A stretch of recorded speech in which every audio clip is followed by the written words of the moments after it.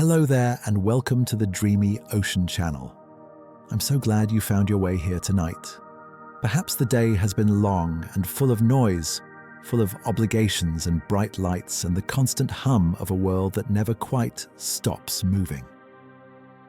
Or perhaps you're simply the kind of person who finds peace in the quiet mysteries of the natural world, who likes to drift off to sleep while exploring the hidden corners of our planet, rather than counting sheep or watching the ceiling fade into darkness. Either way, whatever brought you here, this journey is for you. You don't need to do anything now but rest. Let your shoulders drop. Let the tension in your jaw release. Let your breathing slow to its natural rhythm, deep and easy like waves rolling onto a distant shore. Let your thoughts soften at the edges, becoming less sharp, less urgent, less demanding of your attention. Let your body grow light, as if gravity itself has loosened its grip, as if you're floating gently through dark water, suspended in a medium that holds you without effort, without weight, without resistance. Because tonight, we're descending into the realm of one of Earth's most mysterious creatures. A fish so long and silver, it looks like a living ribbon pulled from the sea god's dreams. A creature that exists at the very edge of human knowledge in waters so deep and dark that sunlight becomes a distant memory. A place where the ordinary rules of life transform into something stranger, something more patient, something that moves to rhythms we surface dwellers can barely comprehend, the oarfish. Even the name sounds like something from folklore, from ancient stories told by firelight in fishing villages that smell of salt and seaweed. A creature that can stretch longer than a school bus, longer than most of the rooms in your house laid end to end, longer than seems possible for anything with bones and blood and a beating heart. A fish that doesn't swim the way other fish swim, that stands upright in the water column, like a silver exclamation point in the darkness that propels itself not with thrashing tail or beating fins, but with a single, continuous ripple that flows along its body, like a crimson wave moving through silk. This is a fish that appears so rarely that each sighting makes international news, that draws scientists and journalists and curious onlookers who stand on beaches, staring at something that seems too strange to be real, too mythical to be biological. Some cultures call it the messenger from the sea god's palace, believing it rises from the depths, carrying warnings etched into its very existence. Others whisper that it appears before earthquakes, that its sudden presence near shore means the earth itself is about to break and shake. For centuries across oceans and continents, sailors mistook it for sea serpents, those mythical monsters that coiled through their nightmares and legends, that decorated the margins of ancient maps with warnings about what lay beyond the known world. The oarfish is real, utterly, completely, scientifically real, and yet it carries with it an aura of the mythical, of the impossible, made flesh, of the kind of creature that shouldn't exist in a world we think we've mapped and measured and understood. Tonight, we'll drift through the science and stories of this gentle giant. We'll explore how it moves through midnight waters with a body made more of gelatin than muscle, more of patience than power. We'll discover why ancient cultures believed it could predict disasters and what modern research tells us about those beliefs. We'll descend into the twilight zone of the ocean, that vast middle realm between surface light and abyssal darkness, where the oarfish spends its entire life in vertical suspension, watching waiting, filtering tiny prey from water that's cold enough to numb human flesh in minutes. We'll trace the outline of sea serpent legends and see how this real creature inspired centuries of myth. We'll visit the beaches where oarfish occasionally strand and we'll follow the scientists who carefully study each rare specimen, treating every encounter as precious as a window into a world that remains largely hidden from human eyes. Some of what you hear tonight may surprise you. Facts about size and depth and strange adaptations that evolution shaped over millions of years. Stories about sailors and earthquakes and the persistent human need to find meaning in mysterious appearances. Other facts will simply float by like bubbles in dark water, soft and shimmering, and quietly unforgettable, settling into your mind without weight or urgency, just gentle points of interest in the slow descent towards sleep. If this kind of peaceful wonder brings you calm, if these explorations of the natural world help you unwind at the end of your day, if you find comfort in learning about creatures that live in places you'll never visit but can imagine from the safety of your bed, then consider liking and subscribing to the channel. It truly helps others find their way here too. One sleepy soul at a time, one person seeking rest and quiet fascination in a world that offers too little of both. But for now, right now, in this moment, let yourself sink into comfort. Adjust your pillow if you need to. Pull your blanket a little higher. Take a deep breath. Hold it for just a moment, then let it out, slowly releasing whatever tension remains from the day.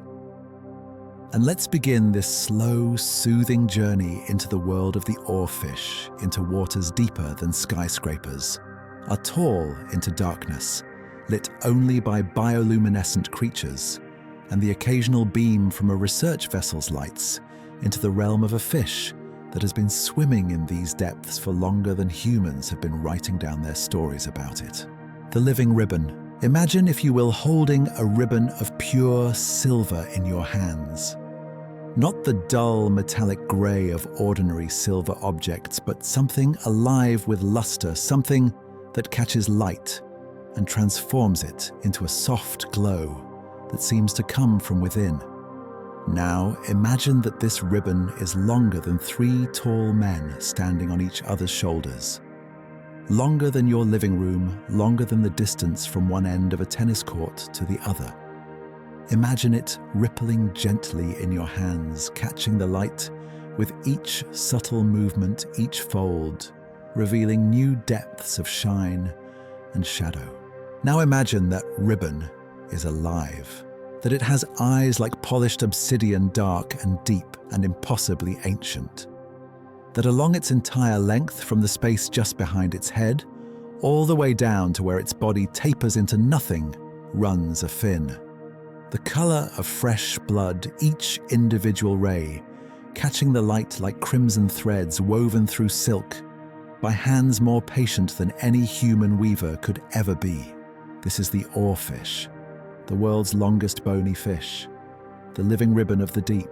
Most oarfish that have been measured and documented grow to about 20 to 25 feet in length, which is already longer than most rooms in your house, longer than a minivan, longer than the distance between street lamps in a quiet neighborhood.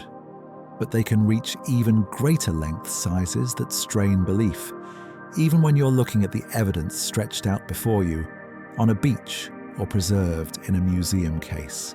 The longest oarfish ever reliably measured and documented by scientists stretched 36 feet from head to tail. 36 feet, longer than a city bus, longer than most grey whales, longer than any other fish that has bones instead of cartilage holding up its body. Stand at one end of this creature and you cannot see clearly to the other end. It exceeds the scale of things we encounter in daily life, belongs to a category of size we usually reserve for vehicles, and small buildings not for living. Breathing, swimming creatures with hearts that beat and blood that flows. Some historical report stories passed down through generations of fishermen, and sailors claim even greater sizes, specimens reaching 50 feet or more. Oarfish longer than sailing ships were wide, but these accounts remain unverified, impossible to confirm, without specimens or photographs or careful measurements taken by people trained in scientific observation. They exist in that fuzzy realm between documented fact and embellished memory, between what was seen and what was later remembered, between the fish that was and the fish that grew larger each time the story was retold, over drinks in a tavern or around a fire on a dark beach. But it's not just the length that makes the oarfish extraordinary, not just the sheer improbable distance from its blunt snout to its trailing tail. It's the way that length is arranged, the strange geometry of its body, the proportions that seem to violate some unspoken rule about how fish are supposed to be shaped. The oarfish body is compressed from side to side, flattened like a blade, like a ribbon, that decided one day to swim. Like something that exists more in 2 dimensions than in 3. When you see an oarfish from the front, when you look directly at its face, it appears impossibly thin, a silver line hanging in the water, a vertical slash of brightness in the blue-black depths. But turn it sideways, rotate it 90 degrees, and suddenly there's height to it, depth to it, sometimes a foot or more from the curve of its back to the line of its belly. This strange lateral compression gives it an otherworldly appearance, something that looks more like an artist's stylized imagination than a living creature shaped by the pragmatic forces of evolution and natural selection. The skin has no scales, none of the overlapping armor plates that most fish carry, none of the rough texture you'd feel if you ran your hand along a bass or a salmon. Instead, the oarfish is covered in a silvery substance called guanine crystals, of a biological compound that reflects light in ways that create that characteristic metallic sheen.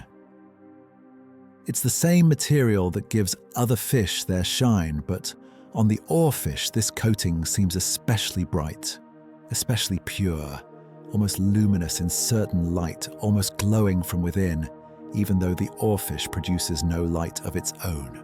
Dark spots and irregular stripes pattern the body in bands that seem to have no particular order or symmetry. They're scattered across the silver surface like ink drops on paper, breaking up the outline of the body, helping the oarfish disappear against the dappled light of the mesopelagic zone, that twilight realm where faint illumination from above creates shifting patterns that change with every current and every passing hour. Along the entire length of the body, from just behind the head all the way to the tapered tip of the tail, runs a single, continuous dorsal fin. Not a series of separate fins, not multiple structures, each with its own purpose, but one unbroken crest that contains somewhere between 300 and 400 individual rays. Think about that for a moment. 300 to 400 separate flexible spines, each one controlled independently by muscles that can make it wave or stiffen or hold perfectly still. Each ray a flexible spine that the oarfish can manipulate with the same fine control, that you manipulate your fingers, creating waves and ripples and undulations that flow from head to tail, or tail to head, forward or backward, fast or slow, strong or gentle. These rays create a rippling crest that moves in waves, propelling the fish through water, with barely any side-to-side motion at all, barely any of the tail thrashing that we associate with fish swimming. It's hypnotic to watch in the rare footage that exists like a flag, waving in slow motion, like a crimson curtain drawn across an underwater stage, by invisible hands, like something that shouldn't be possible, but undeniably is right there in front of you. Documented on video, real and strange and beautiful. The first 10 to 13 rays of this dorsal fin are special, elongated far beyond the others. They extend much higher than the rest of the fin, forming an elaborate crest above the oarfish's head, like the crown of some deep-sea royalty. These elongated rays are bright red, sometimes tinged with orange or pink depending on the individual, and the light, and they fan out like the plumes of an exotic bird, like the feathers on a headdress, like something ceremonial and important, even though they're just modified bones and tissue shaped by millions of years of evolution, for purposes we still don't entirely understand. Ancient observers who saw these elongated rays thought they looked like a rooster's comb, which is why some cultures called the Oarfish the rooster fish, attributing to this deep-sea creature the same proud appearance as the barnyard birds that crow at dawn. Others saw a crown fitting for a creature often called the king of herrings, royal imagery applied to an animal that has nothing to do with herrings and holds no dominion over anything except its own solitary existence in the deep.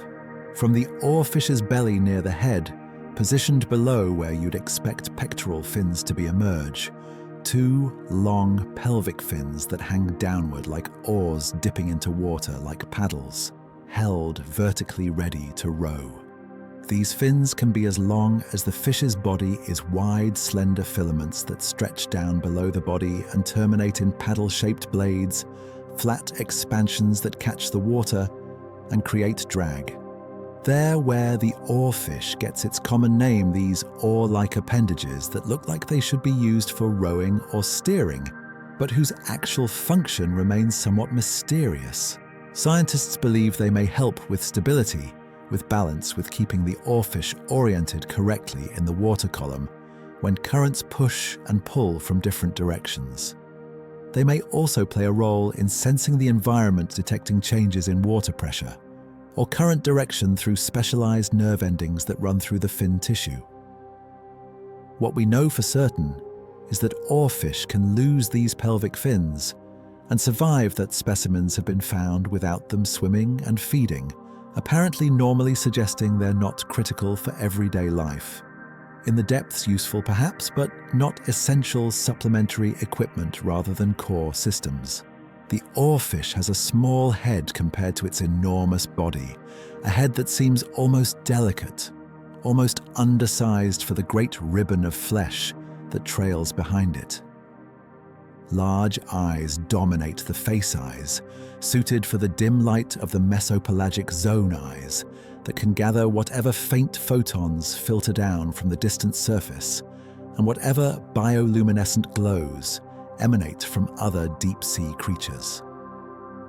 Its mouth is small, can protrude forward, telescoping outward to suck in prey, then retract back into place, collapsing and extending in a motion that looks almost mechanical, almost artificially precise. There are no visible teeth, no grinding plates, no fearsome jaws lined with points meant for tearing flesh.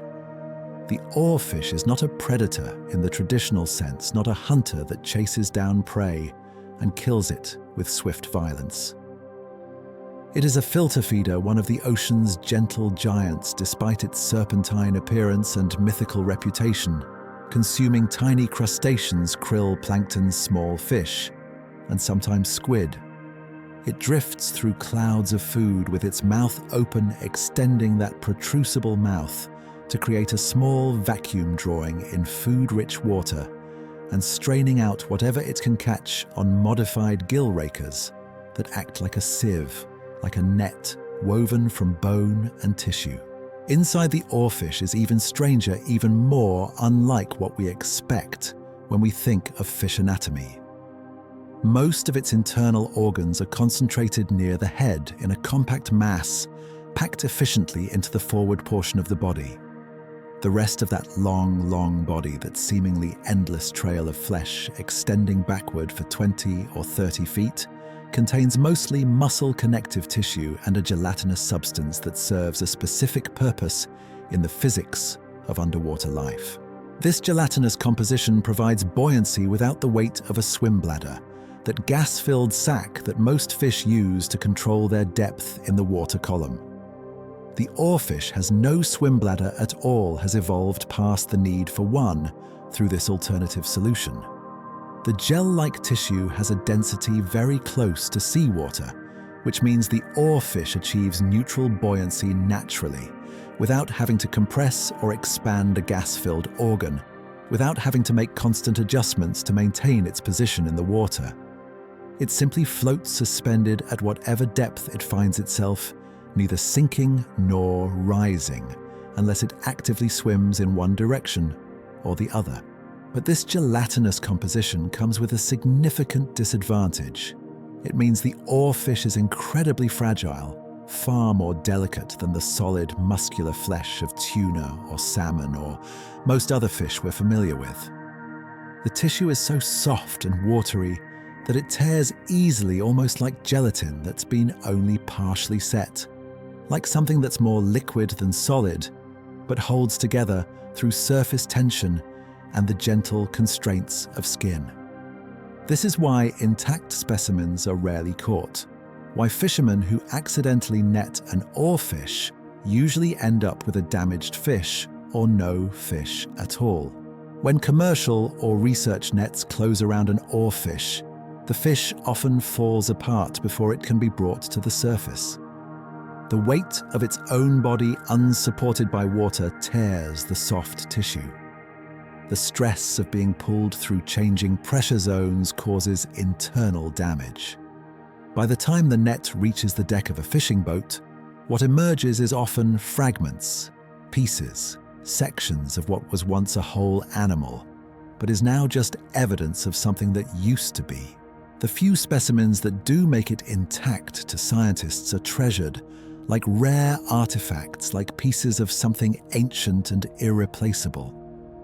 Each one is an opportunity to measure, to weigh, to examine, to photograph, to collect tissue samples, to study anatomy in ways that would be impossible with just video footage or descriptions from witnesses. Each intact oarfish is a gift from the deep, a chance to learn something new about a creature that spends its entire life in a realm most humans will never see except through the lens of a remotely operated vehicle or the window of a submersible. The oarfish possesses an ability that seems almost science fictional, almost magical in its implications.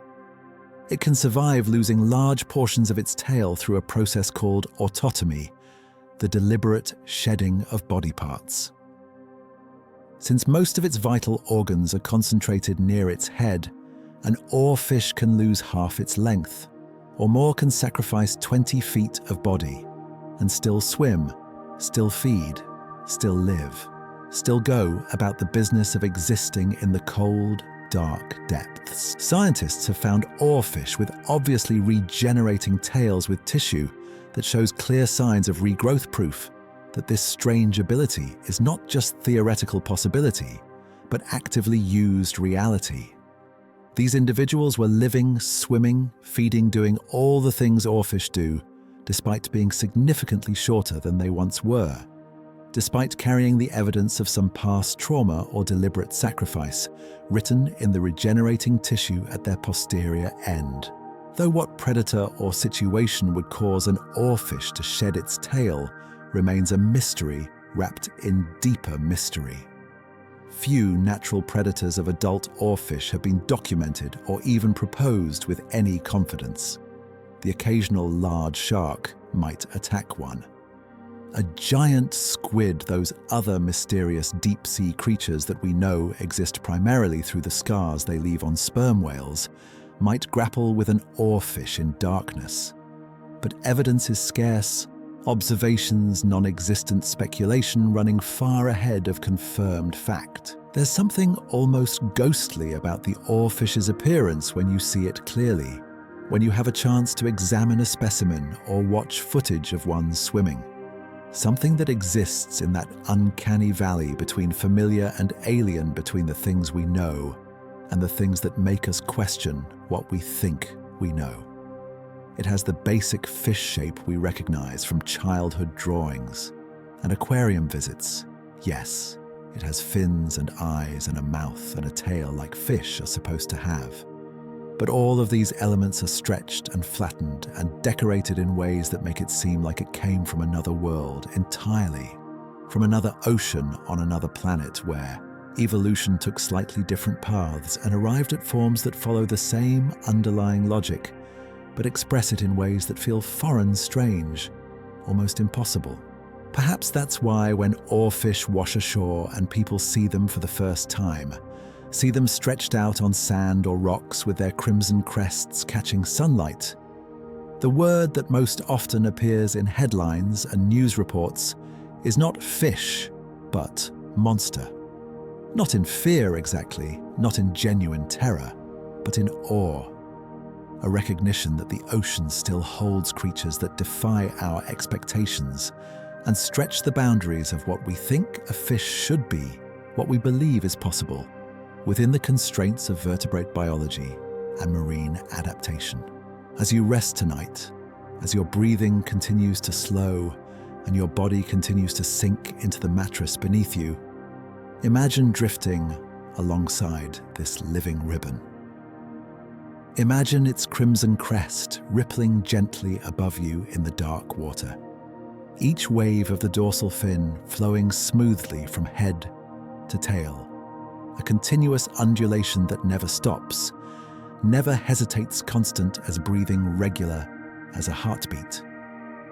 Imagine its silver body catching whatever faint light filters down from the distant surface far above light that has traveled through hundreds or thousands of feet of water that has been filtered and softened and transformed into something gentle, something that illuminates without blinding, that reveals without harsh clarity.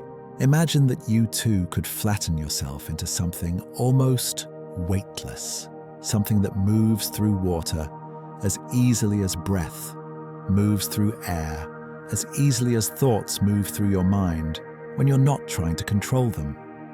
Imagine you could let go of the density and solidity of your body, could trade bone and muscle for something more yielding, more fluid, more adapted to a world where weight means nothing and pressure is just another constant background condition, like temperature or time.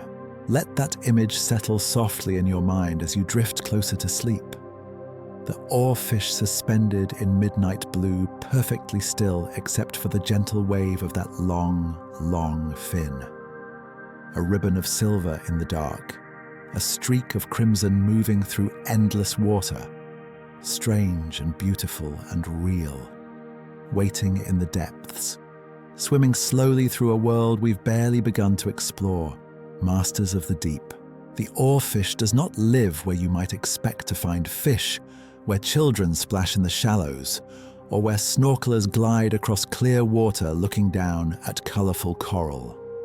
It does not patrol coral reefs with their riot of colors and abundance of life. It does not hunt in kelp forests where long brown fronds sway with the current and create underwater forests that shelter smaller creatures. It does not lurk in shallow tide pools where starfish cling to rocks and hermit crabs scuttle between patches of sea anemones. It does not leap from rivers the way salmon do, fighting upstream against the current in their driven urge to spawn. The oarfish lives in a place that has no sunlight at all. No changing seasons in any recognizable sense, no surface to break through when air is needed. A place where the pressure could crush human bones like chalk, where the cold is constant and patient and utterly indifferent to the concept of warmth, where food is scarce and must be hunted or filtered from water that offers very little in the way of easy meals. This is the mesopelagic zone, sometimes called the Twilight Zone, though not in any cheerful way, a layer of ocean that exists between 600 and 3,000 feet below the surface. At the shallow end of this range, faint traces of sunlight still penetrate, transformed and filtered through hundreds of feet of water, until all that remains is a dim blue glow.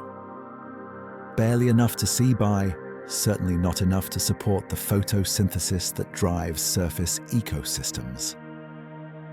At the deep end, even this faint glow disappears entirely, and the only light comes from bioluminescent creatures that make their own cold illumination through chemical reactions in specialized organs.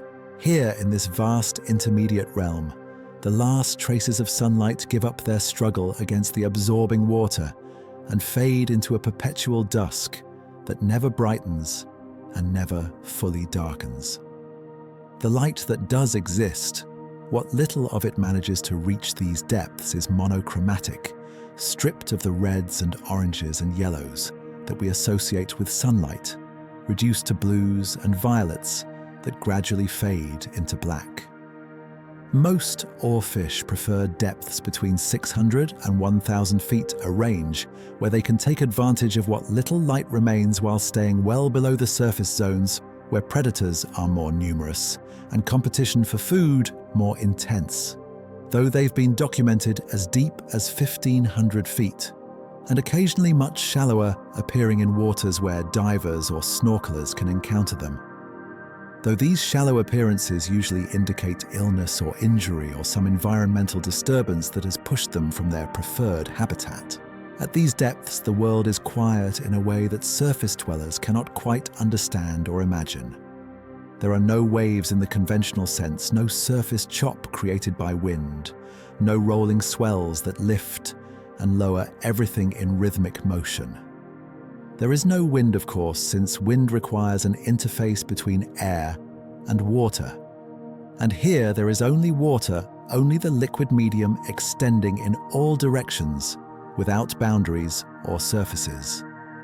There is no weather in any recognizable form, no storms that blow through and change conditions, no sunny days or cloudy days, no rain that falls from above, because at these depths there is no above. In any meaningful sense, just more water, denser water, that presses down with steadily increasing force the deeper you go. The water temperature hovers just above freezing in most regions, where oarfish live cold enough to numb human skin in minutes, cold enough that without proper protective equipment, a person would lose consciousness quickly and die shortly after. But for creatures adapted to these conditions, for fish, whose metabolism has been shaped by millions of years of evolution in cold water, this temperature is normal, comfortable, even the expected state of things, rather than any kind of extremity. Food is scarce here, much scarcer than in the sunlit surface waters where phytoplankton bloom and create the base of rich food webs.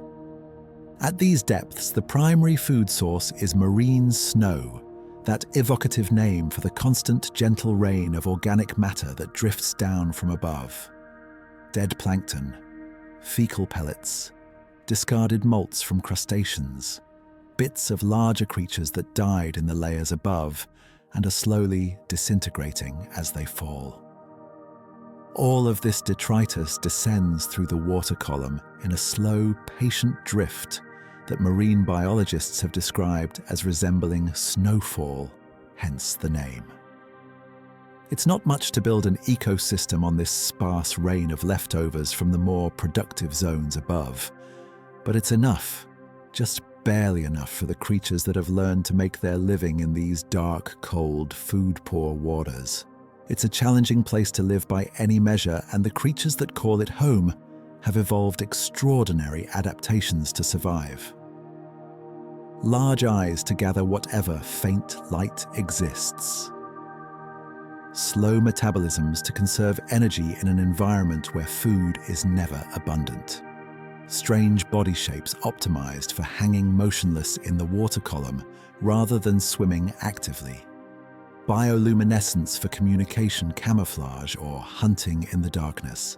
The oarfish's range spans nearly all the world's oceans, a distribution that speaks to both the success of their basic body plan and the vastness of the habitat they exploit.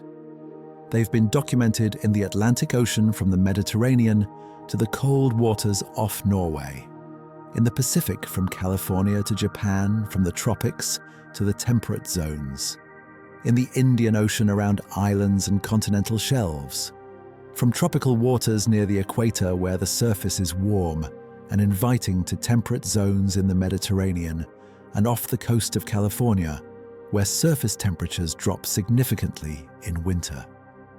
The only places they seem to avoid entirely are the very coldest polar seas, the waters around Antarctica, and the high Arctic, where even their cold-adapted biology cannot cope with water that approaches the freezing point of salt water, and where seasonal sea ice makes survival difficult for any creature not specifically adapted to polar conditions.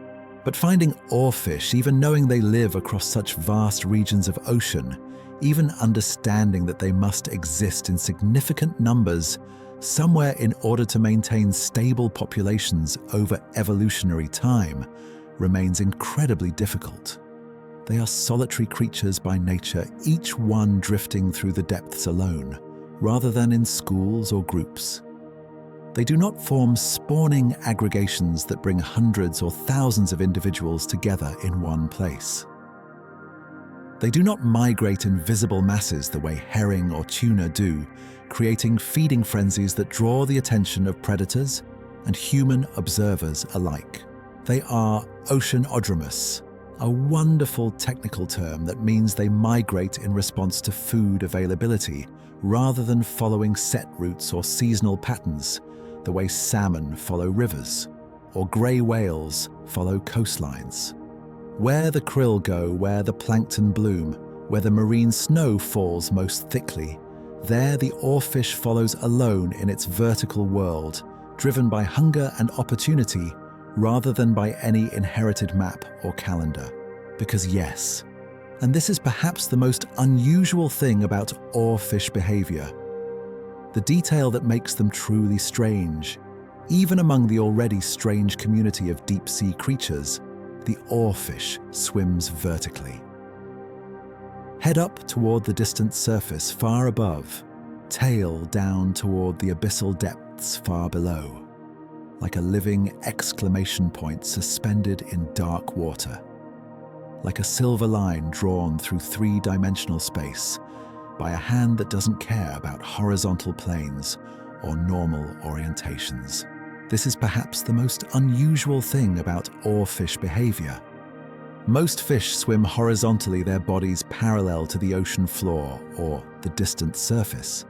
But the oarfish positions itself at an angle sometimes perfectly vertical, sometimes tilted slightly forward.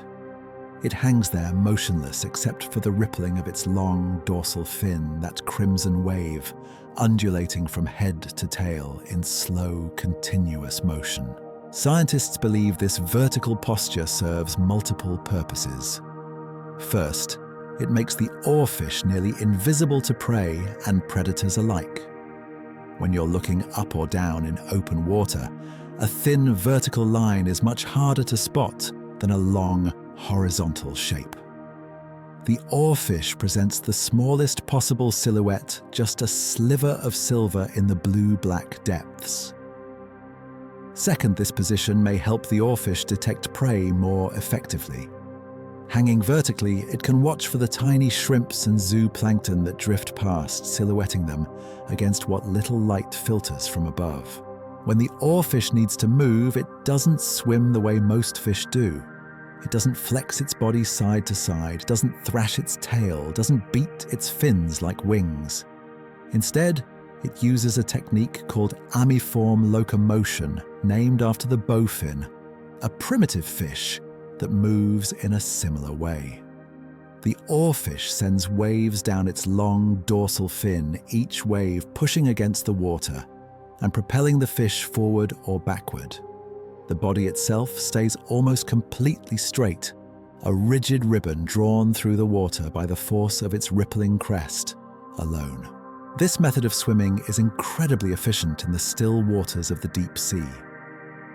It requires relatively little energy, generates minimal turbulence, and allows the oarfish to hover, rise, descend, or move horizontally with equal ease.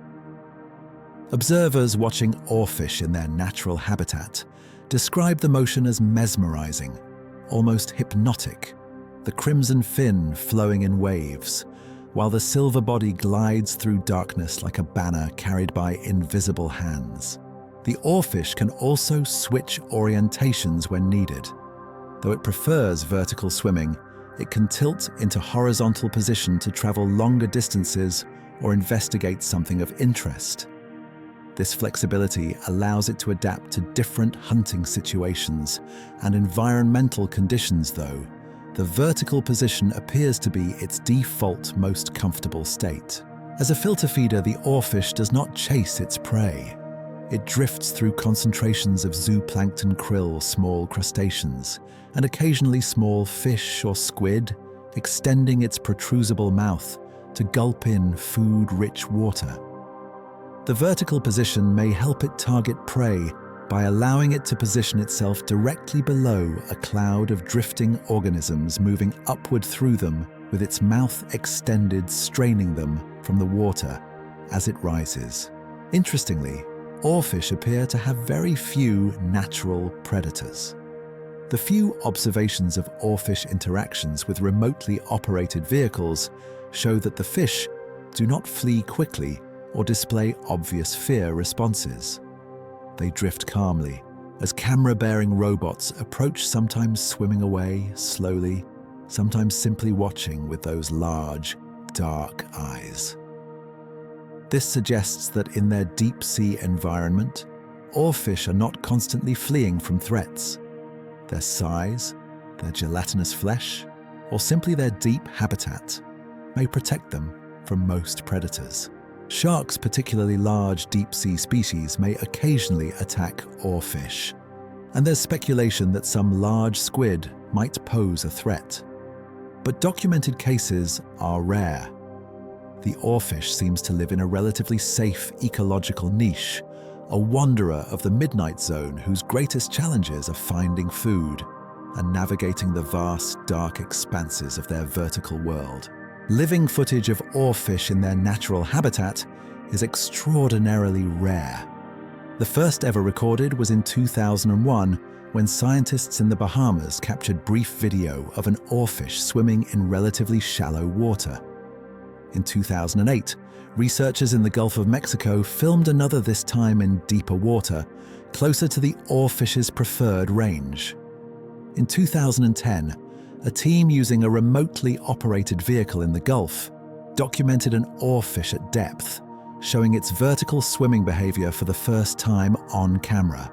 Each of these observations was treated as a major discovery, not because oarfish are necessarily rare, but because the environment they inhabit is so difficult for humans to access. The deep sea is the largest habitat on Earth, covering more than half the planet's surface and encompassing depths where no sunlight penetrates. Yet it remains one of the least explored environments. We've mapped the surface of Mars in more detail than we've mapped the deep ocean floor. So the oarfish drifts through its blue-black realm mostly unseen, mostly unknown.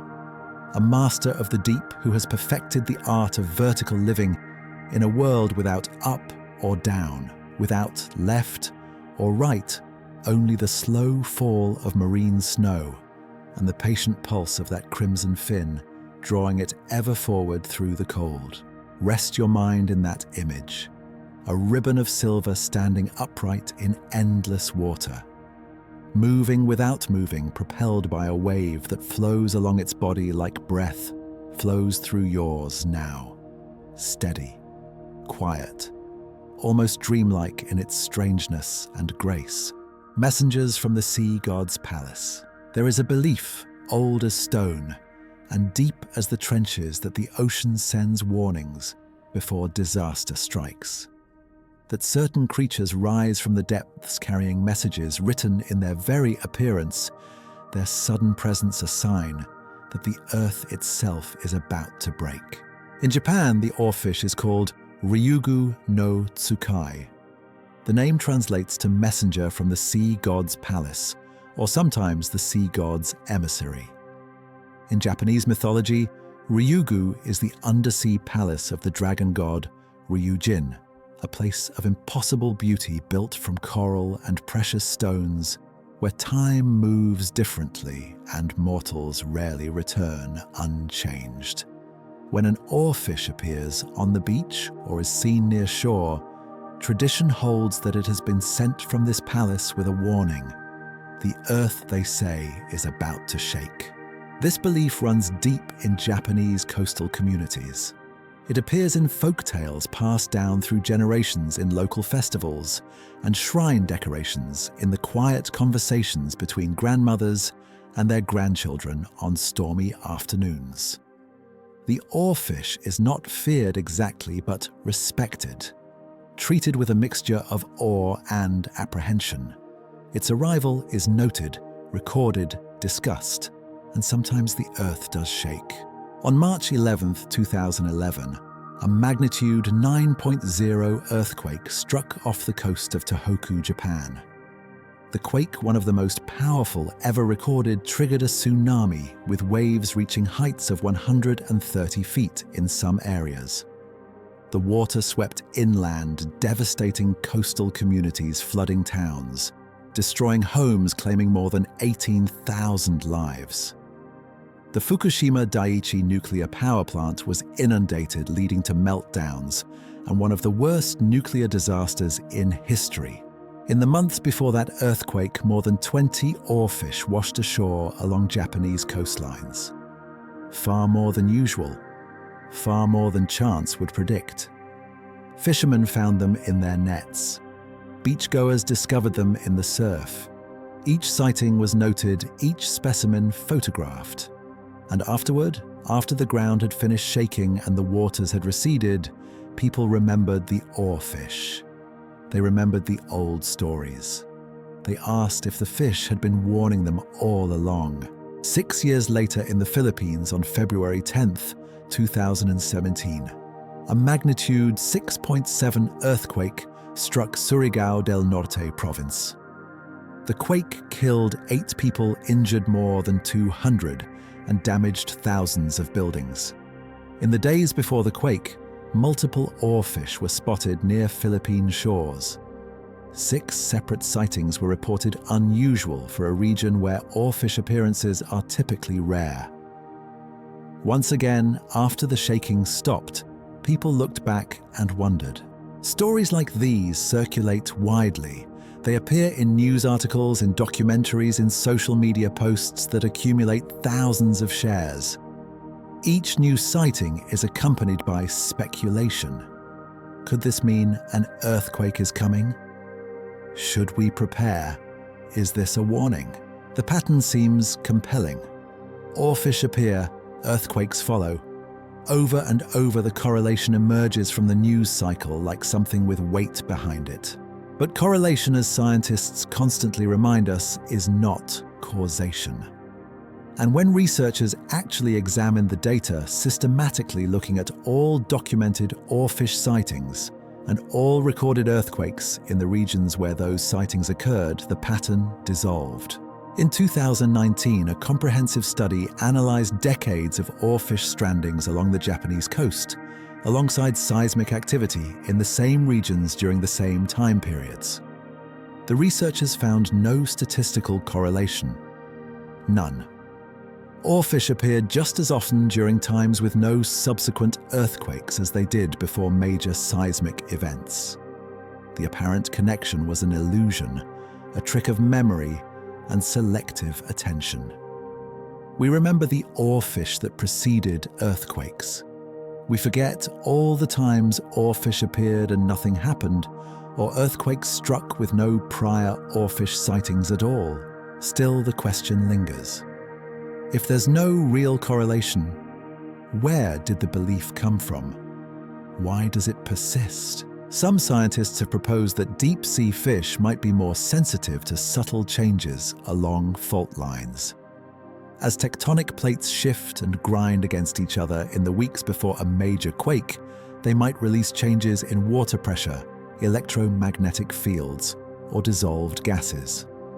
A researcher named Kiyoshi Wadatsumi suggested that bottom-dwelling fish could detect these precursor signals and react by moving to different depths or swimming into shallower water, where they become more visible to humans. It's an interesting hypothesis, one that would explain both the folklore and the apparent sightings. But so far, no evidence supports it. The 2019 study found that oarfish strandings did not increase before earthquakes in any meaningful way. And if oarfish were sensitive earthquake detectors, we would expect to see them responding to all major quakes in their range, not just a small fraction. More likely, when oarfish wash ashore or appear near the surface, they're doing so for entirely mundane reasons. Illness is common in deep-sea fish infections or parasites that affect their ability to regulate buoyancy or swim normally. Injuries from predators, though rare, do occur. Unusual ocean currents can push deep water species into shallower regions, where water temperature or salinity stresses their systems. El Niño and La Niña events shift entire ecosystems, bringing warm or cold water into areas where certain species cannot adapt. Red tides blooms of toxic algae can drive fish from their normal habitats as they flee contaminated water. Most oarfish that are seen by humans are dying or already dead. They drift to the surface because they can no longer control their position in the water column. They wash onto beaches because they're too weak to swim against currents. By the time we encounter them, they are no longer messengers. They are simply victims of the ordinary dangers that face any creature living in the sea. But still, the stories persist. Even in communities where people know the science, where they understand that no correlation exists, the folklore remains alive. Perhaps because the oarfish is so strange, so otherworldly in appearance, that it feels like it must mean something. Perhaps because earthquakes are so terrifying, so beyond human control, that we want to believe in warnings, in signs, in the possibility that the earth might whisper its intentions if we listen carefully enough. There's a deeper truth here, one that has less to do with seismology than with human psychology. We are pattern-seeking creatures. Our survival as a species has depended on our ability to notice connections between events, to predict danger before it arrives, to read the world for signs of what comes next. Sometimes this ability saves lives, but sometimes it creates patterns where none exist. We see faces in clouds, messages in tea leaves, warnings, in the sudden appearance of silver fish, longer than any fish should be. The oarfish has become a symbol, a living Rorschach test, onto which we project our fears about the unpredictable earth beneath our feet. And maybe in a strange way that's enough. Maybe the value of the oarfish isn't in actual earthquake prediction, but in the reminder that the ocean is deep, that creatures exist, whose lives we barely understand, and that the earth itself is alive in ways that occasionally break through our comfortable assumptions about stability and safety. So when an oarfish washes ashore somewhere, newspapers will still mention the folklore. Social media will still buzz with speculation. And scientists will still patiently explain that no, there is no evidence of a connection, that the ocean is vast and strange and full of creatures that sometimes die in ways that bring them to our beaches, and that these events are natural, understandable, and unconnected to the grinding of tectonic plates deep below. But the stories will continue, because stories like these aren't really about fish or earthquakes. They're about our relationship with mystery, with the unknown that persists, even in an age of satellite imagery and seismographs. They're about the human need to feel that we can see what's coming, even when we can't. And in the quiet before sleep, maybe that's okay. Maybe it's comforting in a way to imagine that the ocean might send warnings, might speak in the language of silver fish and crimson fins. Even if the science says otherwise, even if the evidence points to simpler truths, let yourself drift into that mystery now. Not the fear of earthquakes, but the gentler wonder of deep-sea creatures rising from darkness into light. The oarfish as messenger not of disaster but of strangeness, carrying news from a world we'll never fully know. Sea serpents made flesh. Long before submarines and deep-sea cameras, before scientific names and taxonomic classifications, sailors told stories of serpents in the sea. Enormous, sinuous creatures that undulated through waves with bodies that seemed to go on forever. They had manes like horses, crests like dragons, and moved through the water in ways that defied the normal swimming patterns of fish or whales. These sea serpents appeared in the margins of medieval maps, coiled around ships in old engravings, featured in legends from nearly every maritime culture that kept records. The Norse spoke of Jörmungandr, the world serpent so large it could encircle the earth and grasp its own tail. In the Bible, descriptions of Leviathan evoked a massive marine creature of terrifying power. Sailors from Europe to Asia, from the Mediterranean to the Pacific, came home with tales of serpentine monsters glimpsed in distant waters. For centuries, these stories were filed under mythology, exaggerations, sailors' yarns spun during long months at sea, misidentifications of known animals, whales, eels, tricks of light and wave. Then, in 1860, a curious specimen washed ashore in Bermuda. It was 18 feet long, ribbon-shaped with a brilliant crimson crest and a body that shimmered silver in the sun. The creature was described in the scientific literature as a member of the sea serpent family. Though the authors acknowledged they had no idea what such a family might actually be. It looked serpentine, it looked mythical, and yet here it was real and dead and lying on a beach where anyone could see it. This was an oarfish, one of the first documented in the Atlantic, one of the first to be studied and described with anything approaching scientific rigor. And as naturalists examined it more closely, as reports of similar creatures accumulated from around the world, a possibility emerged. Perhaps sea serpents weren't mythical at all. Perhaps they were simply oarfish sighted by people who had no framework for understanding what they were seeing. The match is remarkably good. Consider the descriptions that appear again and again in historical accounts of sea serpents. A long serpentine body. Check the oarfish can reach lengths of 30 feet or more. An undulating motion that doesn't involve obvious swimming. Check the oarfish propels itself with waves along its dorsal fin while its body stays relatively straight. A horse-like mane or crest. Check the elongated red rays of the dorsal fin fan out above the head, like plumes.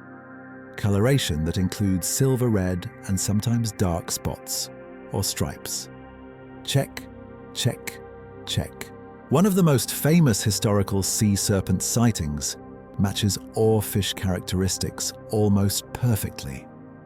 In 1734, a Danish missionary named Hans Egede was sailing off the coast of Greenland when he and his crew witnessed what he described as a sea monster. His account was detailed and widely circulated. The creature, he wrote, had a long, pointed snout, broad flappers for feet, a body covered in hard skin rather than scales, and was longer than their entire ship. It raised itself up out of the water to such a height that it towered above the crow's nest. For years, this sighting was treated as definitive proof of sea serpents. But modern analysis suggests Egede saw an oarfish swimming vertically near the surface, perhaps injured or ill, with its body extended upward and its long pectoral fins visible. The hard skin would be the oarfish's scaleless body. The undulating motion would be the rippling of its dorsal fin. The size, while impressive, falls well within the documented range for large oarfish. Other historical accounts, when examined through the lens of oarfish biology, suddenly make perfect sense. Reports of sea serpents that appeared to swim with an up and down motion rather than side to side. Creatures with red crests or manes. Serpentine bodies that broke the surface briefly, then disappeared, leaving no wake, no thrashing, no evidence of their passage. The oarfish, it turns out, may be responsible for more folklore and mythology than any other fish in the sea. It is the living source of the sea serpent legend, a creature so unusual in appearance and behavior that pre-scientific observers had no choice but to interpret it through the lens of dragons and monsters. Even the common name king of herrings likely emerged from this confusion. In some languages, the oarfish is called variations of this name, a title that supposedly comes from the belief that oarfish lead schools of herring and other fish. Norwegian folklore held that the king of herrings swam at the front of vast shoals, crowned and commanding guiding lesser fish through the ocean. In reality, oarfish don't school with anything and certainly don't herd or guide other species. But the name stuck another layer of mythology wrapped around an animal that seemed to exist at the boundary between reality and legend.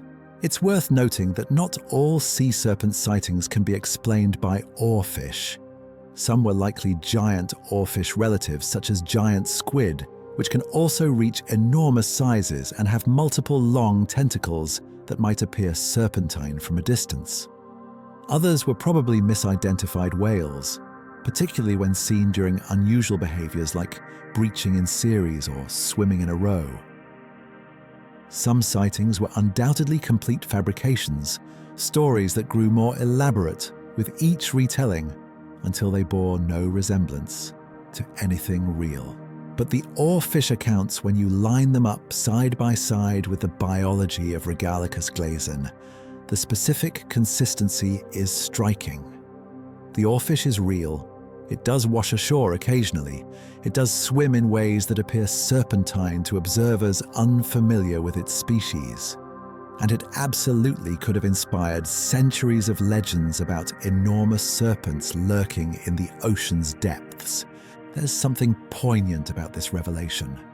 The solution to the mystery doesn't diminish the creature. If anything, the real oarfish is more wonderful than the imagined sea serpent. Because the oarfish isn't magical or supernatural. It's biological, shaped by evolution to fit a specific ecological niche. And yet it achieved all the mystery and strangeness that we attributed to dragons without needing to violate any laws of nature. The oarfish proves that reality, when you look closely enough, is at least as amazing as mythology. The ocean doesn't need sea serpents. It has oarfish. And on nights like this, when sleep is close and thoughts drift like marine snow through your mind, you can appreciate the elegance of that truth. The myths were right in a way. There are serpents in the sea. They're just called by a different name. They swim standing up in the dark. They wear crimson crowns. And occasionally, rarely, they rise to the surface and remind us that the line between the natural and the mythical has always been thinner than we thought. Let that image settle now. A silver serpent, 30 feet of living ribbon undulating slowly through blue-black water. Not a monster, just a fish. But what a fish. Rare encounters.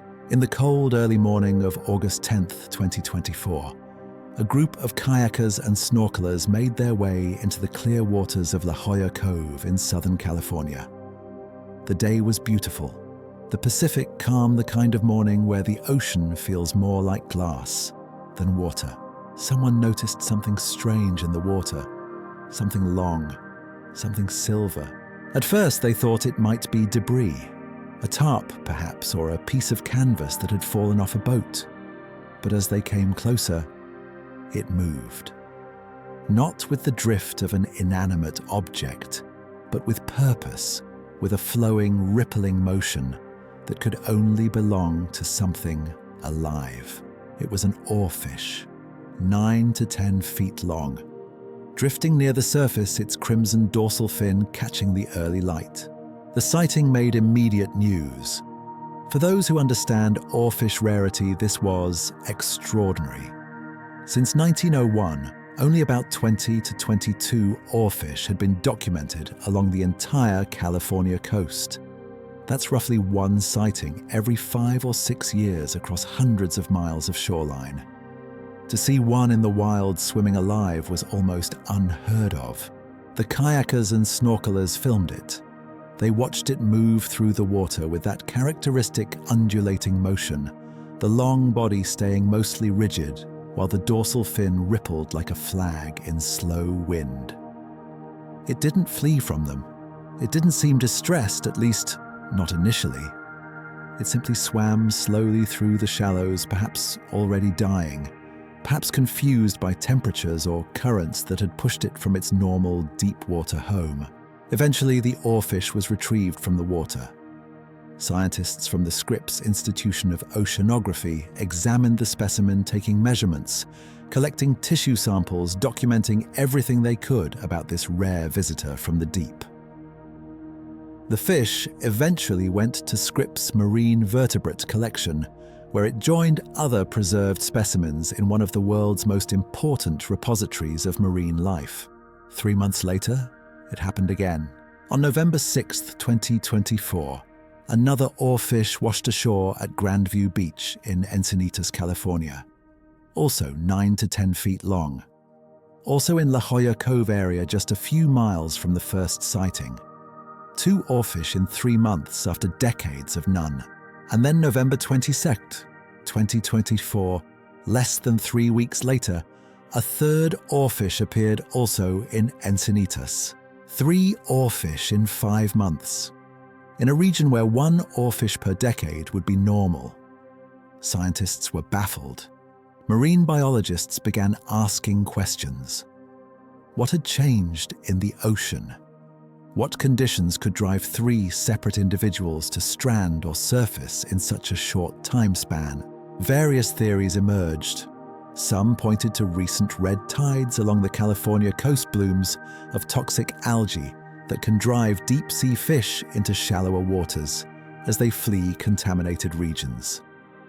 Others mentioned El Niño and La Niña patterns, which dramatically affect ocean temperatures and current patterns along the Pacific coast. The Santa Ana winds, which blow hot, dry air from the inland deserts toward the sea, can alter surface water conditions and push deeper water upward. Changes in prey distribution, shifting populations of krill or small fish, could bring oarfish into unusual areas. Climate change also looms as a potential factor. Ocean temperatures worldwide are rising. Deep-sea ecosystems, once considered stable and isolated, are showing signs of disruption. Oxygen levels in certain depth ranges are dropping. Currents are shifting. The predictable patterns that deep-sea creatures have relied on for thousands of generations are changing in ways we're only beginning to understand. Then in December 2024, approximately 1 month after the November sightings, a magnitude 7 earthquake struck the west coast. The timing was close enough that media outlets immediately began connecting the oarfish to the quake, resurrecting the old folklore about earthquake warnings. Scientists once again reminded the public that no statistical correlation exists. 3 oarfish over several months does not constitute evidence of predictive ability. Earthquakes of magnitude 7 occur regularly along the geologically active west coast. The timing was likely coincidence. Still, the multiple sightings raise genuine scientific questions unrelated to earthquake prediction. What was happening in California's offshore waters that could cause multiple strandings? Were these isolated incidents or symptoms of larger ecosystem changes? Scripps researchers began comparing the specimens, looking for similarities in health indicators, stomach contents, tissue condition. Each oarfish potentially held clues not about earthquakes, but about the state of the deep-sea environment they came from. In October 2025, far across the Pacific, an 11-foot oarfish was found in Roxas Oriental Mindoro in the Philippines. Local residents photographed it, and the images quickly spread online. Once again, speculation about earthquakes followed. Once again, scientists emphasized the lack of connection. But the specimen itself was valuable, adding to the growing database of oarfish sightings and providing more information about this species' range and behavior. Every oarfish sighting is treated as an opportunity. Because they're so rarely seen, because they live in an environment so difficult for humans, to access each individual that comes close to shore represents a chance to learn. Tissue samples can reveal diet through isotope analysis. Genetic material helps clarify population structure and evolutionary relationships. Anatomical studies document variation within the species and confirm or challenge what we think we know about oarfish biology. The first live oarfish ever filmed in its natural habitat was captured in 2001 in the Bahamas during a submersible dive. The footage was brief, just a few seconds, but it showed an oarfish swimming horizontally through open water, its dorsal fin undulating its body straight as an arrow. It was the first confirmation that armiform swimming really was the oarfish's primary mode of locomotion. In 2008, researchers working in the Gulf of Mexico captured longer footage of an oarfish at depth. This time they documented the vertical swimming posture, watching the fish hang in the water column, with its head angled upward, motionless, except for the constant ripple of its long crimson fin.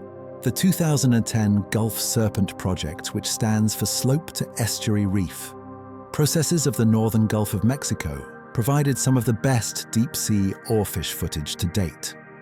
Remotely operated vehicles equipped with high-definition cameras spotted oarfish multiple times during the project's survey work.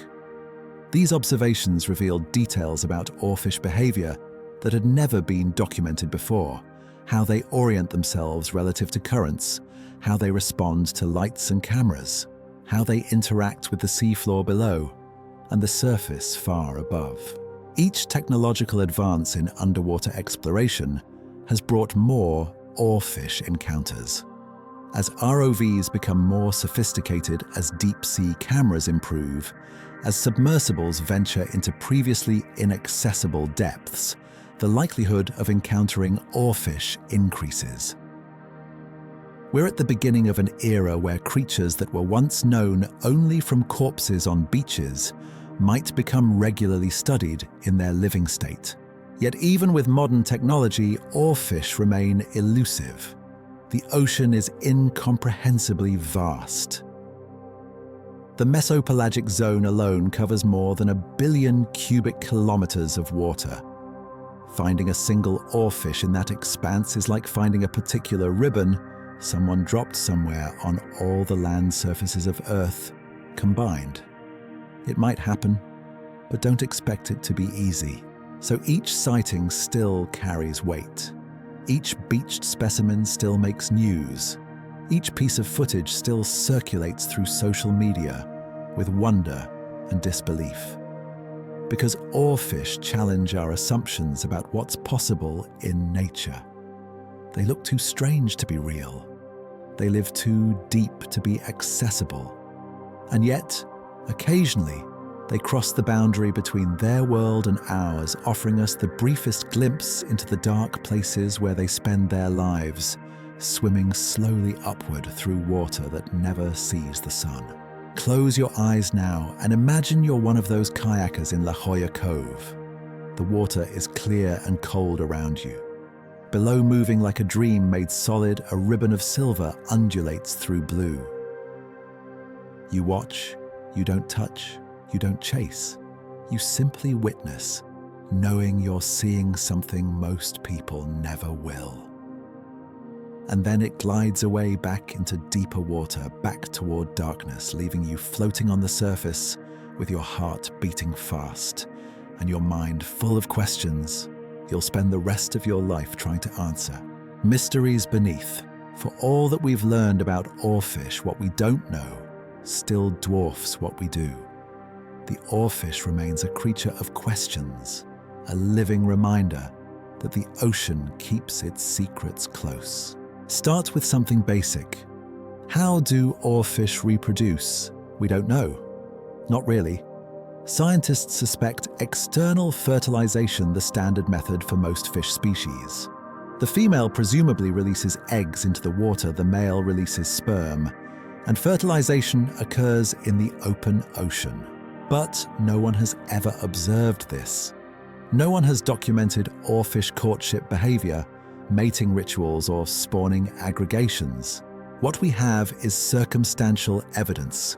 Some oarfish larvae have been collected from plankton toes off the coast of Mexico during the months between July and December, suggesting that spawning might occur during that period in at least some parts of their range. The larvae look nothing like the adult's tiny, transparent creatures with elongated rays already visible, but bodies that are still developing. They drift with the plankton for weeks or months before descending to deeper water and transforming into their adult form. But where the adults spawn, how they find each other in the vast darkness, what signals or behaviors coordinate reproduction, all of this remains unknown. We don't know if oarfish are broadcast spawners releasing millions of eggs into the water column, or if they have more selective strategies. We don't know how long gestation takes, how long larvae remain in the plankton, or what percentage survive to adulthood. We don't even know how many oarfish exist. Population estimates for most fish species come from catch data research surveys or mathematical models based on known habitat and food availability. But oarfish are rarely caught. They don't appear in commercial fishing hauls in significant numbers. They're not targeted by any fishery. The few that are accidentally netted are usually damaged and released or discarded. Research surveys using trawl nets or other sampling methods almost never encounter oarfish, probably because the fish live in the mesopelagic zone where most standard research gear doesn't operate effectively. Even visual surveys using ROVs have documented only a handful of individuals. The ocean is simply too large and oarfish too uncommon or too good at avoiding detection. So we have no idea if there are millions of oarfish or thousands. We don't know if populations are stable, increasing, or declining. We don't know how long individuals live. Some scientists estimate lifespans of 10 to 15 years based on growth rates and body size, but these are educated guesses, not measurements. The autotomy question also remains mysterious. We know oarfish can shed their tails and survive. We've found specimens with obviously regenerating posterior sections. But why would they do this? What predator or environmental condition would cause an oarfish to deliberately sacrifice half its body? Some researchers have suggested that tail loss might be a response to being grasped by a predator, similar to how lizards drop their tails. But if so, what predator adult oarfish appear to have very few natural enemies? Large sharks might attack them occasionally, but there's little evidence of frequent predation. Giant squid have been proposed as potential predators since they share similar depth ranges and have beaks capable of tearing flesh. But again, documentation is lacking. Another possibility is that autotomy is triggered by injury or illness rather than predation. If an oarfish's tail becomes infected or damaged shedding, it might be preferable to carrying diseased tissue that could spread to vital organs near the head. This would be consistent with observations that many beached oarfish appear to have health problems. There's also speculation about whether oarfish might possess electrogenic capabilities. Some related species can produce weak electric fields used for navigation or communication. The oarfish has organs that might, in theory, serve similar functions, but no one has ever detected electrical pulses from an oarfish, and no specialized electroreceptors have been documented. It remains a possibility, not a confirmed fact. The function of certain anatomical features also puzzles researchers. The oarfish has a structure called a post-abdominal gastric caecum, an appendage connected to its digestive system. Most fish with similar structures use them for fat storage or buoyancy control. But the oarfish's version is unusual, and its exact purpose has not been determined. It might help with processing the gelatinous zooplankton that make up much of the oarfish diet, or it might serve some other function entirely. Even basic questions about oarfish behavior remain unanswered. Do individuals have home ranges, or do they wander nomadically? Do they recognize each other? Do young oarfish learn anything from adults, or is all their behavior instinctive? Do they have any form of social structure beyond solitary living? The vertical swimming posture itself, while observed and documented, is not fully understood. We have theories about why it's advantageous, but we don't know what specific evolutionary pressures led to it. Did oarfish ancestors swim horizontally and gradually shift orientation over millions of years? Or did they always orient vertically? What other species in the mesopelagic zone use similar strategies? And did they evolve independently or share a common ancestor with the oarfish? Climate change introduces new uncertainties. As ocean temperatures rise and oxygen levels drop in certain depth zones, the habitat suitable for oarfish may be shrinking. The mesopelagic zone is not uniform. It has layers within layers regions where specific combinations of temperature pressure, oxygen, and food availability create ideal conditions for different species. If these conditions shift, oarfish might be forced into less optimal depths or regions. Microplastic pollution is another growing concern. Deep-sea fish, including filter feeders like oarfish, are increasingly showing signs of microplastic contamination. These tiny plastic particles are mistaken for food and ingested, accumulating in tissues where they may cause health problems. Studies on other deep-sea fish have found microplastics in significant concentrations. Scientists assume oarfish face similar exposures, but without regular specimens to study, confirmation is difficult. Ocean acidification, the gradual lowering of seawater pH due to absorbed atmospheric carbon dioxide, affects marine organisms in ways that scientists are still discovering. Some species show reduced calcification, making it harder to form shells or bones. Others experience disrupted sensory systems, particularly smell and taste, which they rely on for finding food and avoiding danger. Whether oarfish are affected by acidification is unknown, but given their deep habitat and specialized biology, they could be vulnerable. The list of mysteries goes on. Why do some oarfish strand while others don't? What specific environmental changes trigger the rare surface appearances? Do oarfish migrate seasonally, or do they remain in relatively fixed depth ranges year-round? How do they navigate across vast expanses of featureless deep ocean? Can they detect differences in water chemistry that indicate good feeding areas? Every answer we find generates more questions. Every specimen studied reveals how much more there is to learn. The oarfish, for all our modern technology and scientific methodology, remains wrapped in darkness. Not the darkness of myth and superstition, but the darkness of genuine ignorance. The acknowledgement that we share a planet with creatures whose lives unfold in ways we can barely imagine in places we can rarely visit, following patterns we haven't yet decoded. And maybe that's fitting. Maybe some creatures should remain mysterious. Not forever, not unchangeably, but for now. Until we develop the tools and patience needed to truly understand them, until we learn to ask better questions. For tonight, let the mysteries rest. Let them drift like the oarfish drifts through water, unanswered, but not forgotten, unknown, but not unknowable. There is something peaceful in accepting that we don't have all the answers, that the universe still holds wonders we haven't grasped, that the ocean keeps its secrets for a little while longer. Guardians of the unknown, The oarfish currently holds a conservation status of least concern on the International Union for Conservation of Nature's Red List.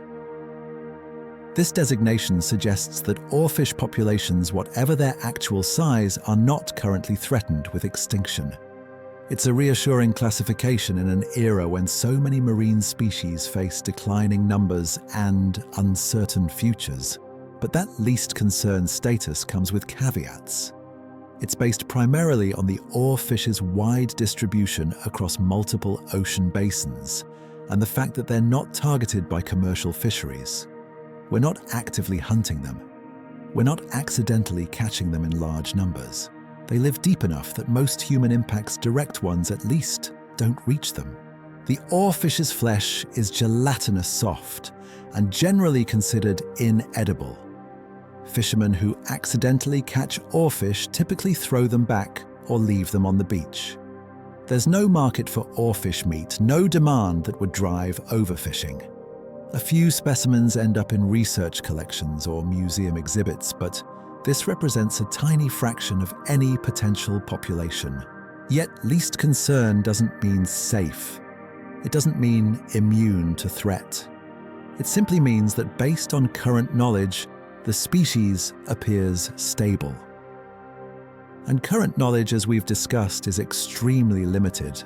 Consider the threats facing deep-sea ecosystems more broadly.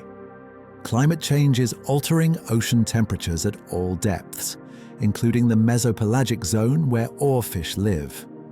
These changes affect prey distributions, the availability of krill, and zooplankton that oarfish depend on. If food becomes scarcer or shifts to different regions, oarfish may struggle to find adequate nutrition. Microplastic pollution penetrates even the deepest parts of the ocean. Plastic particles, some microscopic, some larger, contaminate the water column from surface to sea floor. Filter feeders like oarfish are particularly vulnerable. They cannot selectively avoid plastics while feeding. They simply open their mouths and strain whatever passes through. If that water contains plastics, the plastics get consumed along with the food. The long-term effects of microplastic ingestion are still being studied, but early research on other species shows concerning patterns. Plastics accumulate in tissues. They may cause physical damage to digestive systems. They can carry toxic chemicals that leach into the surrounding tissue. Over time, these accumulated impacts might reduce health, reproductive success, or lifespan. Ocean acidification affects not just shell-forming organisms, but potentially any species with calcium-based structures or finely tuned physiological systems. The oarfish's skeleton, while mostly soft cartilage, still contains bone. Whether acidification affects oarfish directly remains unknown, but it certainly affects their prey species, the tiny zooplankton and krill that form the base of the food web. If those populations decline, oarfish decline with them. Deep-sea fishing, while not targeting oarfish specifically, does disturb their habitat. Bottom trawling scours vast areas of sea floor, destroying complex habitats and creating sediment plumes that can affect water quality in overlying layers.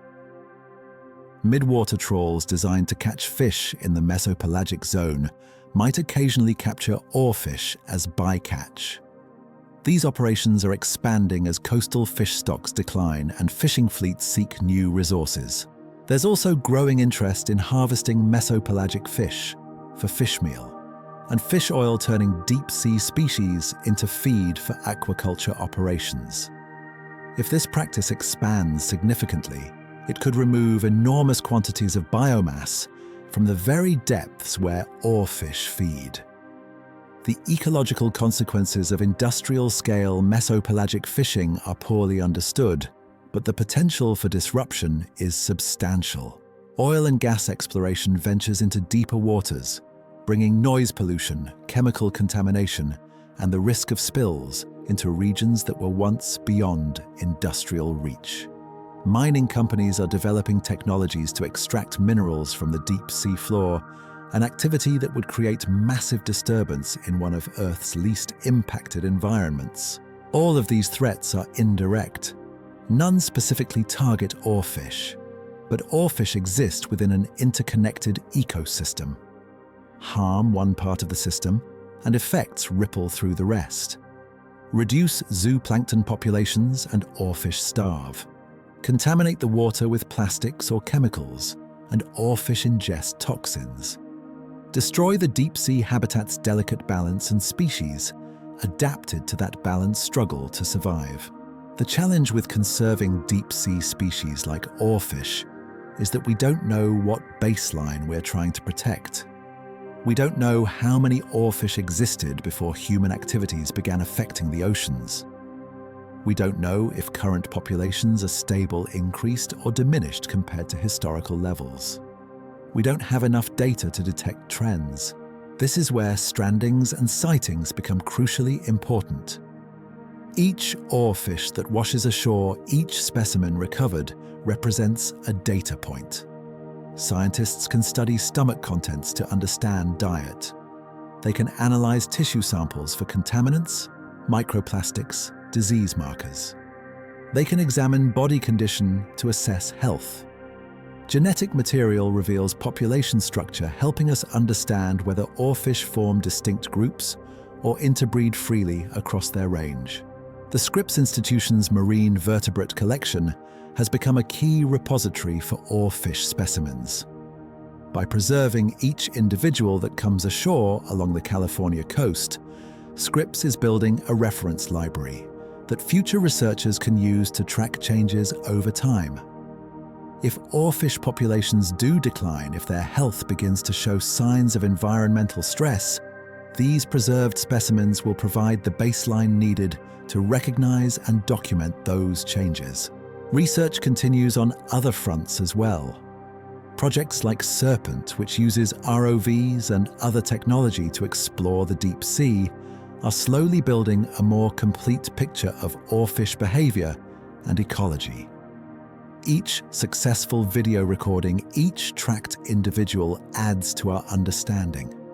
These observations help answer basic questions about how oarfish live, where they go, what they do. But there's urgency in this work.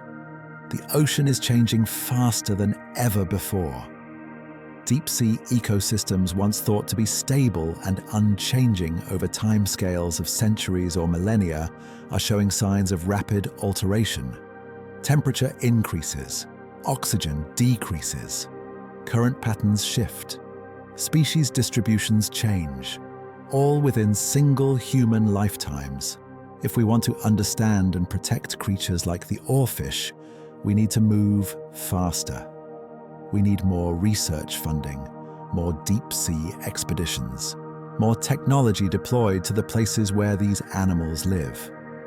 We need international cooperation, since oarfish don't recognize national boundaries and swim through waters claimed by multiple countries, or by no one at all. We also need to recognize that protecting individual species isn't enough. The oarfish can't be conserved in isolation. It needs a healthy mesopelagic ecosystem, abundant prey, clean water, stable environmental conditions. Protecting the oarfish means protecting the entire deep-sea environment it depends on.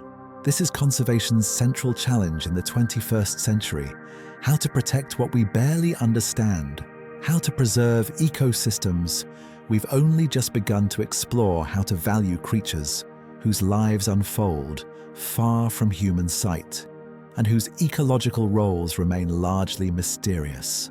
The oarfish asks us to care about the invisible, to value what we cannot easily see or study or appreciate in person, to recognize that the ocean depths are as important as coral reefs or kelp forests or any other more visible habitat, to understand that mystery itself has value, and that preserving mystery, preserving wonder, preserving the unknown is a worthwhile goal. So when an oarfish washes ashore, when specimens are carefully collected and preserved, when scientists devote time and resources to studying these rare giants, They're doing more than just documenting a single species. They're acknowledging our responsibility to the parts of Earth we've barely touched. They're saying that even in the darkness, even in the crushing depths, life matters. Strangeness matters.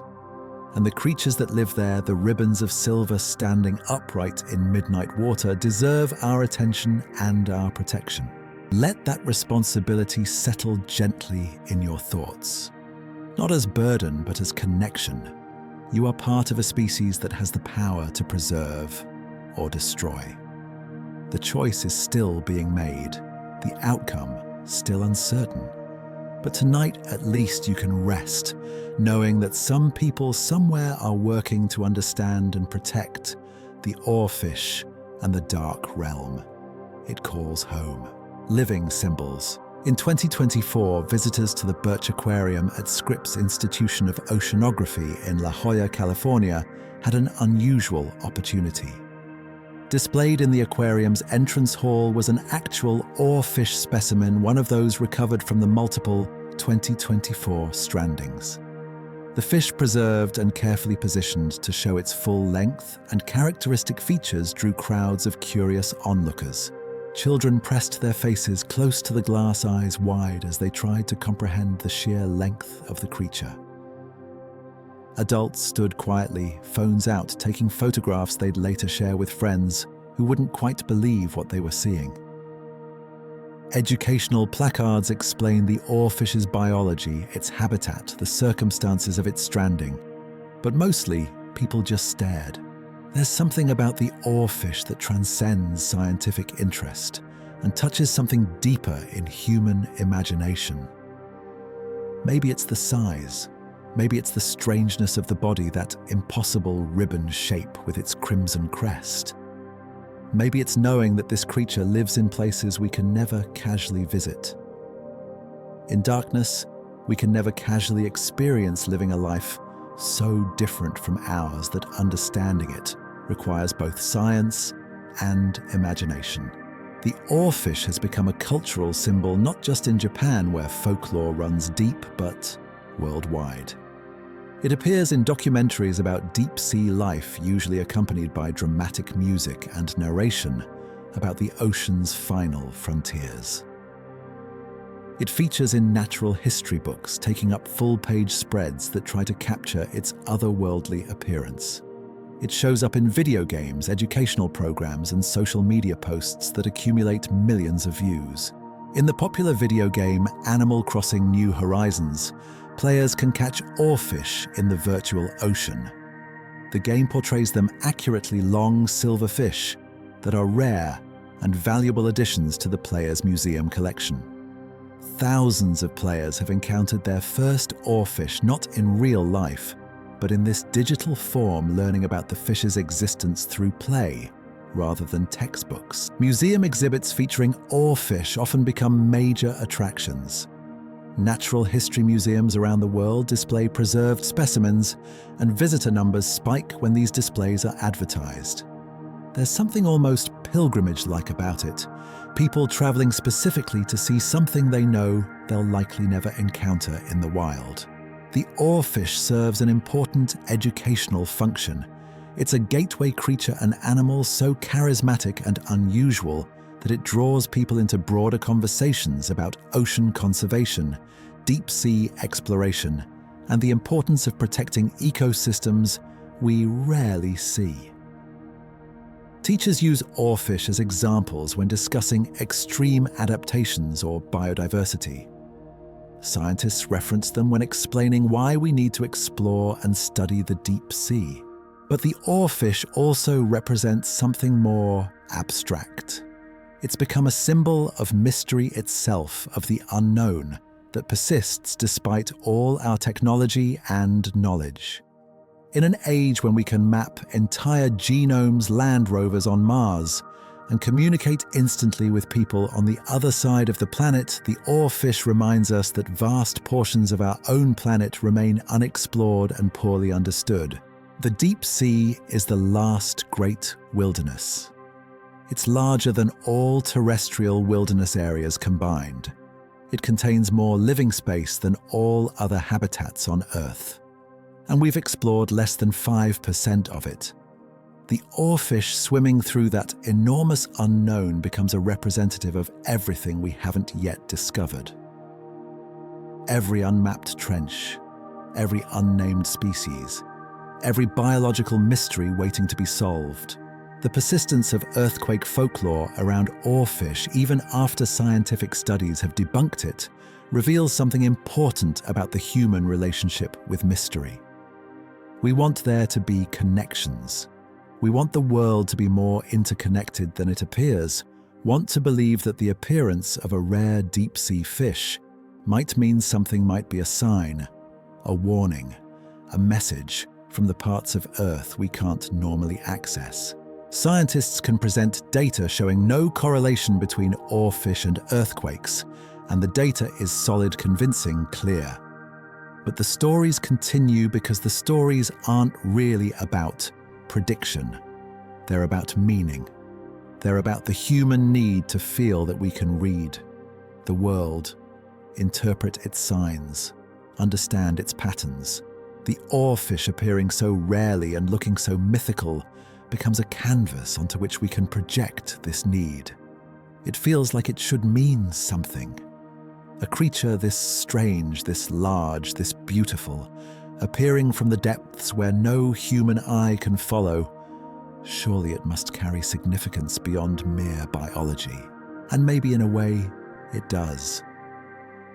Not as an earthquake predictor, but as a reminder that Earth is wilder than our daily experience suggests, that oceans have depths we've never touched, that creatures exist whose lives are so foreign to ours that understanding them requires humility and patience, and the willingness to accept that some questions take generations to answer.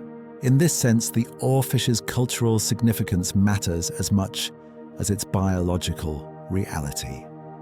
The myths and stories surrounding it, even the ones that aren't scientifically accurate, contribute to a broader appreciation for ocean mysteries. They keep alive a sense of wonder that pure data sometimes struggles to generate. When a child sees an oarfish specimen in a museum and goes home talking excitedly about the sea serpent fish, they saw that's valuable. When an adult reads about oarfish strandings and feels a flicker of curiosity about what else might live in the deep sea, that's valuable. When someone shares an oarfish video on social media and sparks a conversation about ocean exploration and conservation, that's valuable. The oarfish doesn't need to predict earthquakes to be important. It just needs to exist in its strange vertical world, occasionally rising close enough to our surface realm that we remember it's there. Swimming through darkness, standing upright in water, crowned with crimson, impossibly long, a living reminder that mystery endures, that wonder persists, that even in the most thoroughly mapped and documented civilization in human history, there are still creatures who spend their entire lives in places we've barely begun to understand. And tonight, as you drift towards sleep, the oarfish drifts too.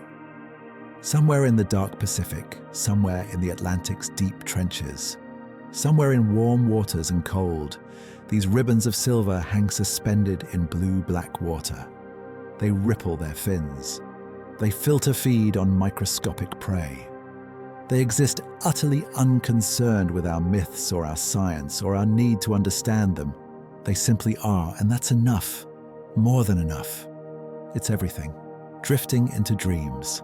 And so our gentle journey through the world of the oarfish comes to its quiet close, like a wave reaching shore, and softly withdrawing like a breath released into the night air and dispersed into nothing like a thought that completes itself and fades into the background hum of consciousness.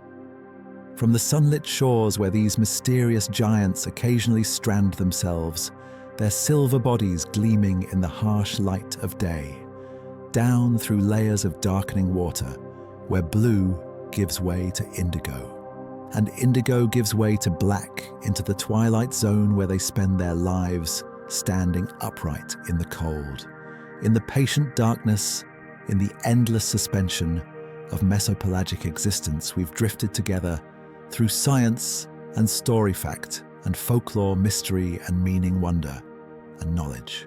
We've traced the outline of that impossible ribbon body, imagining what it must be like to be stretched so long and flattened so thin to move through water, not with thrashing, but with rippling, not with speed, but with elegant undulation. We've felt in our imagination the weight of its gelatinous flesh tissue, more like gel than a meat body, more like liquid than solid, yet perfectly adapted to its environment, exactly right for hanging motionless in water, where weight means nothing and density is everything. We've imagined the ripple of that crimson fin undulating through darkness like a flag in slow-motion wind, each wave flowing smoothly from head to tail or tail to head, constant and hypnotic, never stopping, never hesitating, as regular and reliable as your breathing has become as you've listened to these words. We've stood on ancient shores where sailors first glimpsed what they thought were sea serpents, men who had no framework for understanding what they were seeing, no scientific context to place this creature in, only their own experience and imagination, and the myths they'd grown up with about monsters that lurked beyond the horizon. And we've floated in modern waters where scientists carefully document each rare sighting, treating every encounter as precious data, every stranded specimen as an opportunity to learn something new about a creature that reveals its secrets, slowly, reluctantly. One discovery at a time over decades and centuries.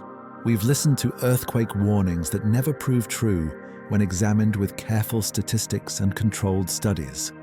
Folklore that persists despite scientific debunking, because the human need to find patterns and meaning in random events is stronger than any data set, stronger than any analysis. And we've learned to appreciate the deeper truth that the oarfish represents the persistent unknown that swims through even our most carefully studied oceans, the reminder that for all our technology and knowledge, for all our satellites and submarines and remotely operated vehicles, vast portions of our planet remain mysterious, unexplored, understood only in broad outlines rather than fine details. The oarfish asks nothing from us, makes no demands on our time or attention or resources.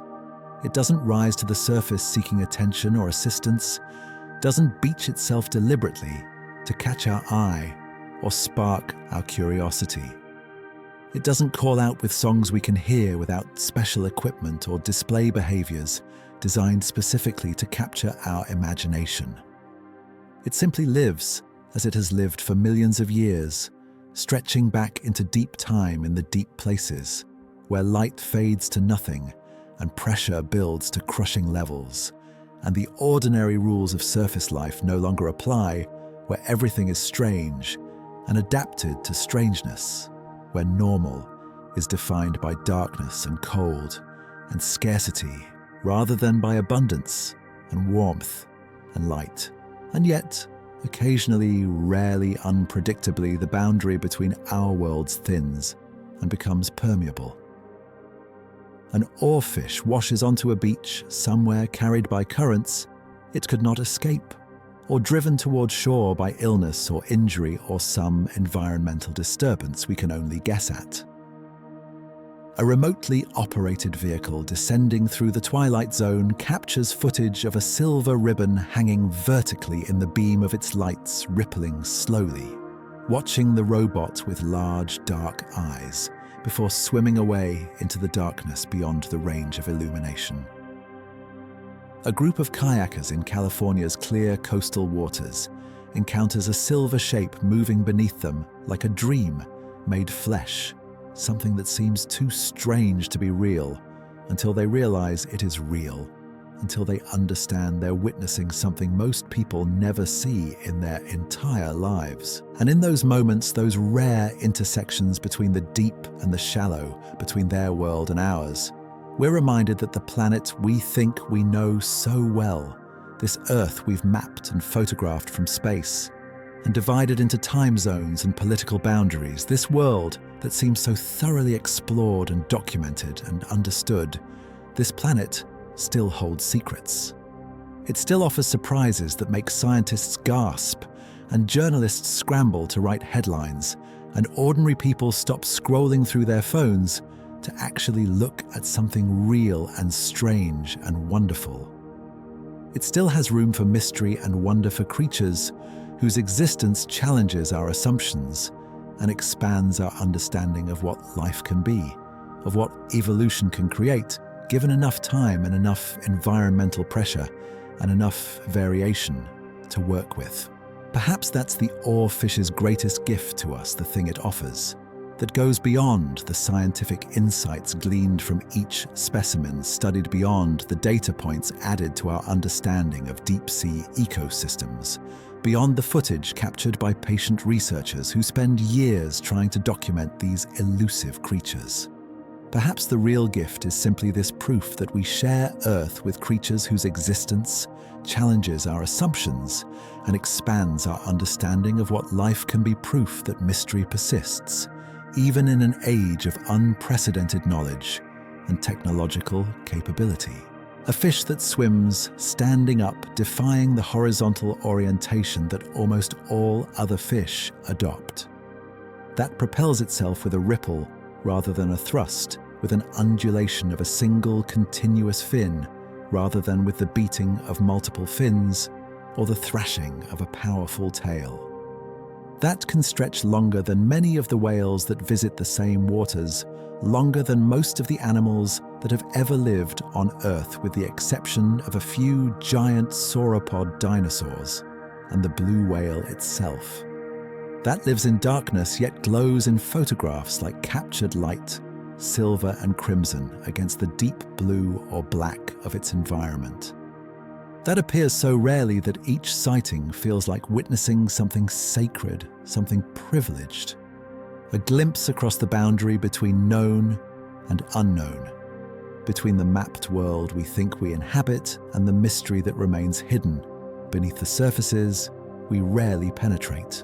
As sleep moves closer now, as your breathing has slowed to something deep and regular, and unforced as your thoughts begin to scatter like plankton in a current, drifting apart and losing coherence as consciousness releases its grip and allows you to slide toward that other state where logic doesn't apply and time moves strangely and anything seems possible. Let yourself imagine one last time that vertical silver form hanging in dark water somewhere far beneath the surface of some ocean, some sea, some region of water that covers more than 70% of our planet's surface. The oarfish doesn't hurry through its life. It doesn't rush toward anything or flee from anything in panicked haste. It simply exists hanging there in the water column oriented vertically, while most of the fish around it orient horizontally, different, even in a realm where everything is already strange and adapted to conditions that would kill most surface creatures in minutes. It exists in that patient way that deep-sea creatures have perfected over millions of years of evolution, letting time and current and the slow rhythm of the ocean move around and through them, participating in life, without urgency, without the frantic pace that characterizes so much of human existence, without the constant forward pressure that exhausts us and drains us, and makes rest feel like an achievement rather than a natural state. There's no anxiety in the oarfish's world when it's healthy and well-fed and drifting through water at its preferred depth. No deadlines waiting to be met, no appointments to keep, no obligations beyond the basic needs of survival that all living things share. Just the gentle quest for food, the patient filtering of plankton and krill from passing water, Just the slow drift through layered water, rising slightly when currents push from below, sinking slightly when currents push from above, maintaining position without effort through the natural buoyancy of that gelatinous flesh.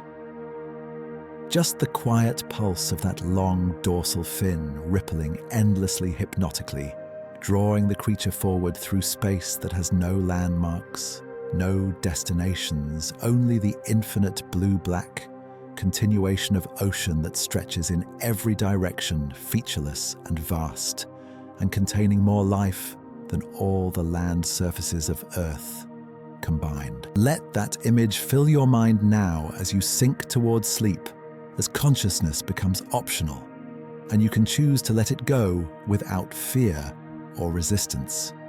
You are the oarfish now if you want to be elongated and weightless and perfectly adapted to your environment. Suspended in a medium that supports you completely, that requires no effort to float within, that holds you the way sleep is about to hold you.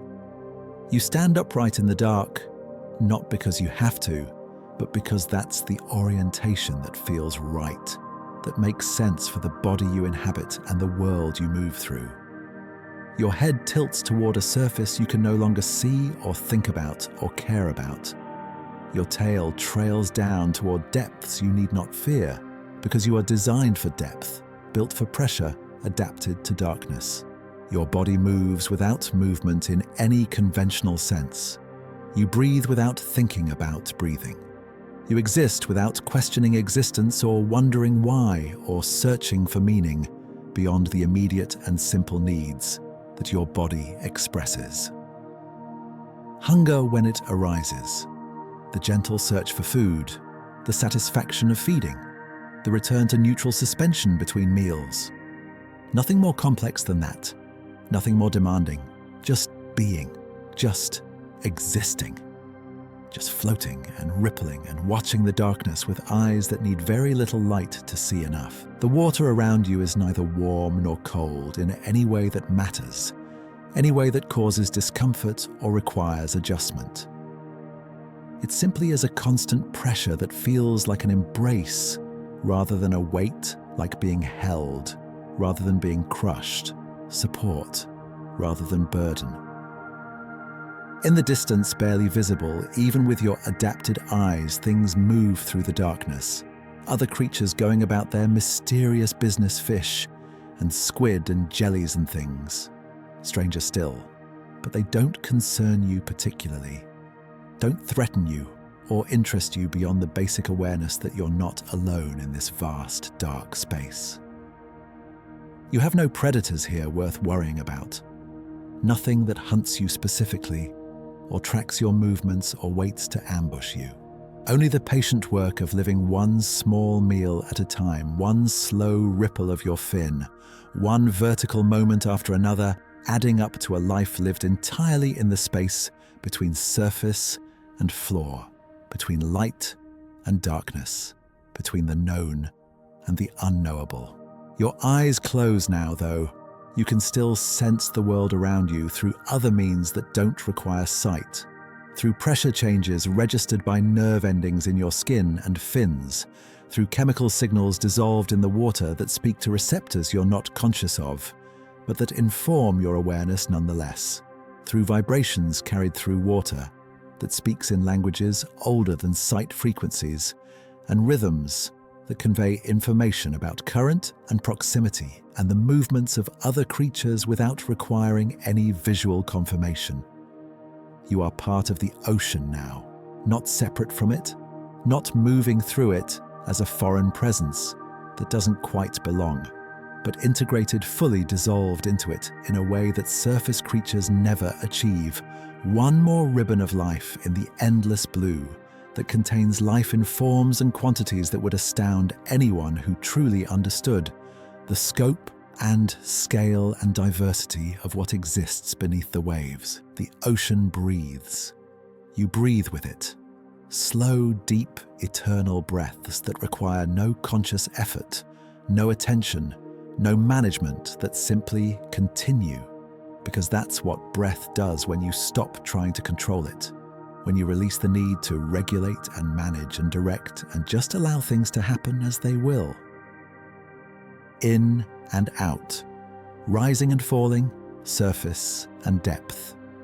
All the same in the end, all one rhythm, all part of the great patient pulse of water and life and mystery that has continued for billions of years and will continue for billions more with or without your attention with, or without your understanding with, or without your awareness that it's happening at all.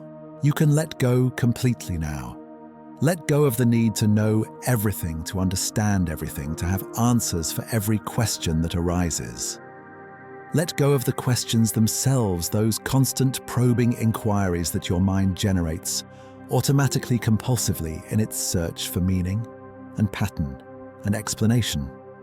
Let go of the surface world with its light and air, and the weight of walking upright on dry land, gravity pulling you down, with every step exhaustion building in muscles that must work constantly, just to keep you upright and moving forward. Down here in the Oarfish's realm, in the place you're imagining as you fall asleep, none of that matters anymore, none of that exists. There is only the water, the darkness, the quiet floating suspension in a medium that forgives all weight and erases all effort, that supports, without asking anything in return, that simply is and allows you to be within it. Somewhere far above, impossibly far, the surface world continues its frenetic pace. Waves rise and fall in patterns determined by wind and tide, and the position of the moon. Ships pass overhead, their propellers churning their hulls, cutting through water, their engines throbbing with the kind of noise that never reaches these depths, except as the faintest vibration. The sun traces its arc through the sky, rising and setting and rising again in the rhythm that surface creatures organize their lives around, though no light from it reaches this depth. No trace of its warmth or brightness penetrates this far. No hint of its presence disturbs the perpetual twilight or darkness that defines the Oarfish's world. None of that touches you now. You are too far down, too far into the peaceful dark, too far into the realm where oarfish drift, and mysteries remain mysteries, and sleep is just another form of suspended animation in water that holds you like a hand holding something precious and fragile. The crimson fin ripples one more time, a wave, flowing from head to tail, smooth and continuous and endless. Your body sways gently in an unseen current, moving with the flow rather than against it, accepting the movement rather than resisting it. Your thoughts, what few remain, scatter like small silver fish, fleeing into darker water, breaking apart and disappearing, leaving behind only the quiet emptiness that sleep fills with dreams you won't remember. Come morning, and somewhere in the drifting quiet between one breath and the next, between one wave of the fin and the next wave, between one moment of awareness and the soft embrace of sleep that has been approaching all this time while you listened and drifted and let your mind wander through facts about strange creatures in deep water, you let go completely, and finally, and without reservation, you drift down, you dream.